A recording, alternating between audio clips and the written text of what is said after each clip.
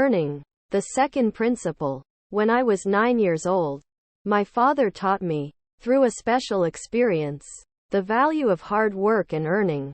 He wanted to impart to me an appreciation for the uniquely entrepreneurial American mindset that he had observed while in the United States during his Eisenhower Fellowship.5. For 2 consecutive summers, I was sent to live in Denton, Texas, 60 miles from the Dallas-Fort Worth airport. My father did this for several reasons. 1. He wanted me to learn English. 2. Texas had little in common with the Middle East, other than, I suppose, a profusion of both heat and oil. 3. Texas had no relationship to our family business. And 4. He wanted me to learn what it felt like to be an American kid. So I boarded a plane all by my petrified self and went to live with a family whose language, let alone accent, I could barely understand. In Texas, I learned both English and the fact that there is no such thing as a free lunch. Everyone in the family I lived with, including the kids, had to work. The father was a police officer and a carpenter who loved working with his hands. He carved a wooden camel for me, probably thinking that I'd appreciate his assumption that we Saudis all rode camels in the desert. I had a paper route with 2 of the kids. Every afternoon, we would sit and roll the papers.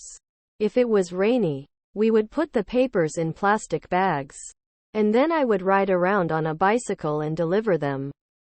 Meanwhile, my father's business prospered, and later on he managed to bring more enterprises, and me, into its orbit. I followed in his footsteps and took to the business world enthusiastically.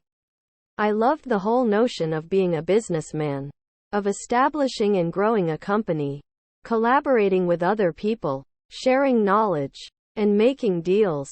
The first business I built, when I was 19, was a company that specialized in the supply of manufactured stained glass, carved gypsum, and other items of Islamic design, the kind you see on buildings and mosques in the Middle East and southern Spain. I felt that there was a niche in that space, and the company grew well until the market flattened, and we exited the business. Although that business was no next big thing, it was certainly a big thing for me.